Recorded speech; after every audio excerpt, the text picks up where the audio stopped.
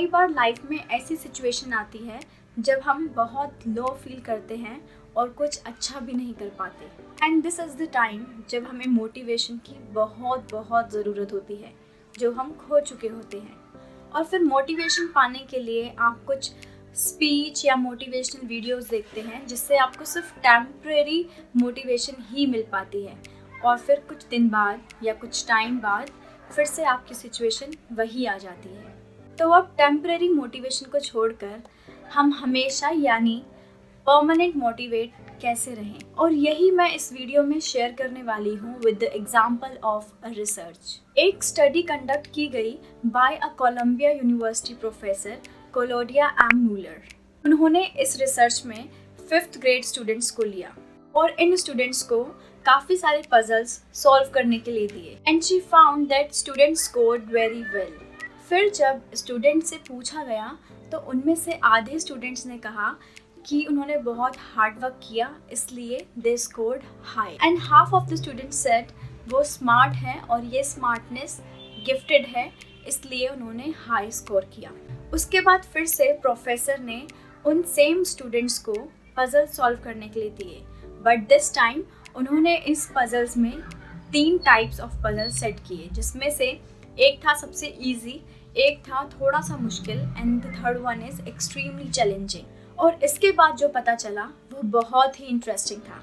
जिन students ने कहा था कि वो स्मार्ट हैं, उन्होंने अपना मैक्सिमम टाइम इजी पजल्स को सॉल्व करने में लगा दिया और हार्ड वाले में अपना टाइम इन्वेस्ट ही नहीं किया। And they took very less time to solve these puzzles. And ये साइन था लो लेवल ऑफ मोटिवेशन का। ऑल्सो दे एडेड कि उन्हें ये पजल सॉल्व करने में मज़ा नहीं आया। ऑन दी अदर हैंड, जिन स्टूडेंट्स ने कहा था कि उन्होंने हार्ड वर्क किया, उन्होंने अपना मैक्सिमम टाइम चैलेंजिंग पजल्स को सॉल्व करने में लगा दिया, and which is the sign of increase in level of motivation.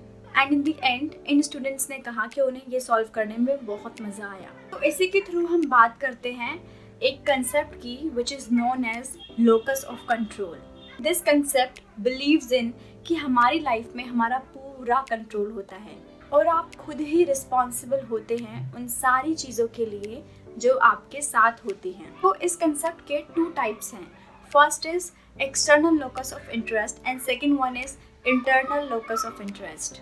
जो स्टूडेंट्स मानते थे कि वो स्मार्ट हैं और उनकी ये स्मार्टनेस गिफ्टेड हैं, they comes under external locus of interest. उनका मानना था कि वो अपने आउटसाइड के फैक्टर्स को कंट्रोल कर सकते हैं, सिचुएशंस को कंट्रोल कर सकते हैं।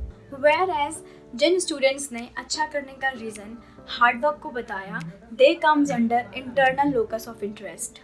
उनका मानना था कि जिन सिचुएशन को वो खुद से कंट्रोल करते हैं, वही रिजल्ट उनके आउटकम्स में देखने को मिलते हैं, which is there hard work and effort, जो उन्हें अच्छा करने के लिए अलाउ करता है। और ये सही भी है, क्योंकि हम अपना पूरा कंट्रोल उन चीज़ों पर रख सकते हैं जिन पर हम अपना पूरा एफर्ट लगा रहे हैं या अपना पूरा काम मन लगा कर रहे हैं।